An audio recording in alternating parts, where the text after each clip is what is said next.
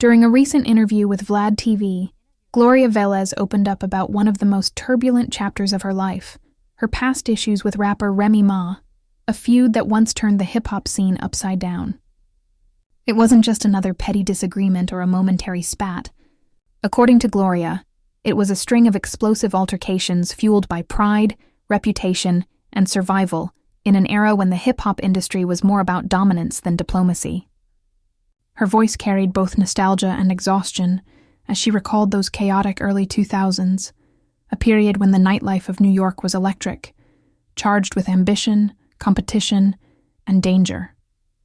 Every club, every party, and every appearance felt like a battlefield for respect, especially for women who were trying to carve out their space in a male-dominated culture that demanded toughness and authenticity. According to Gloria, her tensions with Remy Ma didn't start overnight. It had been brewing in the background for months, a mix of rumors, indirect disses, and perceived slights that accumulated into something neither of them could ignore. In that era, hip-hop beefs weren't just about words. They were about energy, street alliances, and who commanded fear and loyalty. Gloria said the animosity between her and Remy reached a dangerous peak, and several times it came close to spiraling into outright violence. She recounted how, at a holiday party one year, what was supposed to be a glamorous celebration turned into a memory she would never forget. She described the energy in the room, the blaring music, the haze of cigarette smoke, the flashy outfits, and the unspoken tension that came whenever people from different crews gathered under one roof. The industry was small, and gossip traveled fast. So when Gloria walked into that party, she already felt eyes on her. She knew Remy was there, and something in her gut told her the night might not end quietly. She was a bully, Gloria claimed, her words steady but heavy. She tried to do that with me, and that's not going to pop off. She went on to describe a moment that still sent chills down her spine, Remy allegedly flashing a pistol from across the room, as if to send a message. It wasn't a full confrontation yet, but it was a warning, a symbol of power meant to intimidate. Remy flashed her little pistol from across the room, Gloria alleged, her tone sharp, recalling every detail. In that instant, the party vibe shifted. Conversations froze. People turned their heads, sensing the storm about to break. One of my boys grabbed the gun and told her, "If you're gonna pull it out, you better use it." The tension could have exploded right there, but somehow the situation was diffused before it reached that point. Still, that night marked the beginning of something far darker between the two women. Something that wouldn't just disappear. It wasn't only about ego. It was about survival in an industry where respect equaled safety and weakness was unforgivable. According to Gloria, things didn't stay verbal for long. What had once been a back and forth of stares and whispers soon evolved into something physical. She claimed one of their most infamous altercations took place at a party hosted by Jadakiss in New York City. The event was meant to be high profile, filled with rappers, producers, models, and industry insiders, all looking to enjoy themselves and strengthen connections. But behind the glitz, old rivalries simmered.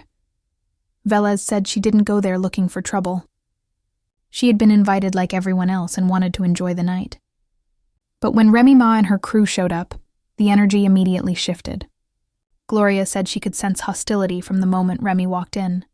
The whispers, the side eyes, the mocking laughs. It got personal when she mentioned my son's school, Velez alleged. That one line, that one jab involving her child, changed everything. That's when I saw red. "You're threatening my child now. That's when I threw the punch." In her recollection, she didn't hesitate. The moment Remy crossed that line, Gloria's instincts took over. She wasn't thinking about cameras, reputation, or consequences. It became primal, emotional, protective. "I ripped off her jewelry and stomped her with my boots," she admitted.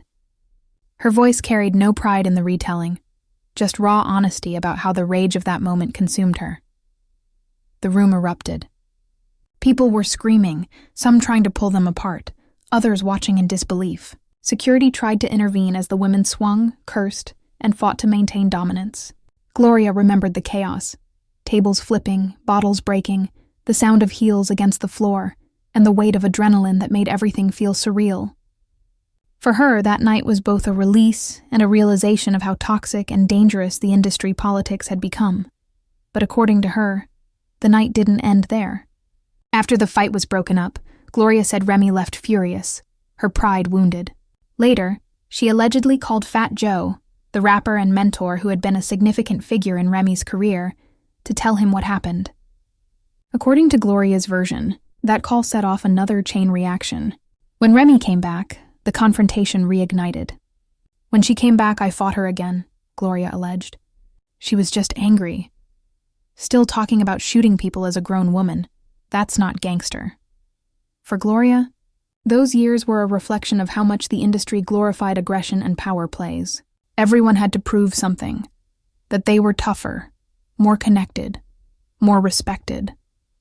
And as a woman in that environment, she said the pressure to stand your ground was immense. You couldn't afford to look weak. If someone disrespected you publicly and you didn't respond, it could ruin your credibility.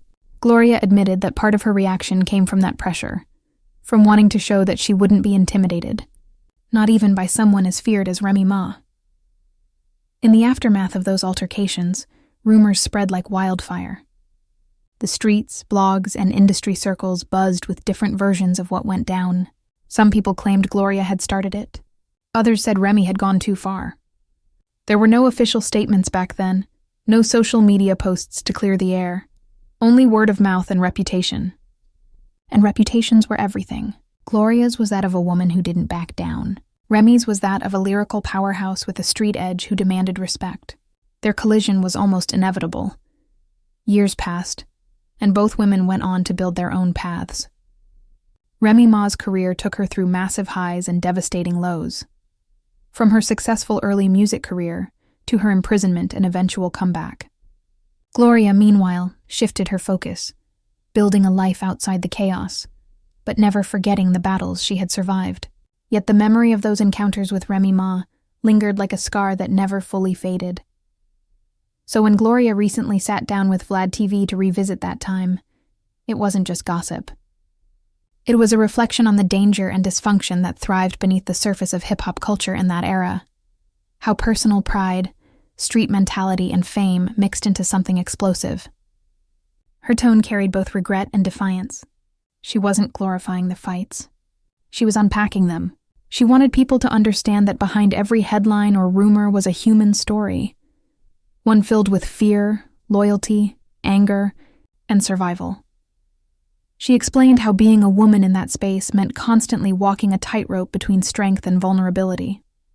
The industry didn't forgive softness. You had to play the game, and sometimes that meant adopting an armor that became too heavy to remove. The feud with Remy wasn't just about ego. It was about defending her place, her family, and her dignity. Meanwhile, Remy Ma, who has long since rebranded herself as a mature and respected figure in the industry, wasn't having any of it. After the interview went viral, Remy took to her Instagram story to fire back. Her response was sharp, sarcastic, and clearly dismissive. "People will really make up a whole lie with you in it and tell the story with a straight face," she wrote. The post, captured by Live Bitez, continued with an interesting twist. "I'm looking for great storytellers that can use some geet. Submissions are open Remy Network." The post was more than a denial. It was a subtle jab, a blend of humor and shade. She was implying that Gloria's story was pure fiction, crafted for attention. The tone of her post suggested she wasn't angry but amused, as if the entire situation was beneath her. But for fans, the exchange reignited curiosity about the long-standing tension between the two women. Social media lit up with debates, with some defending Gloria's authenticity and others siding with Remy's version.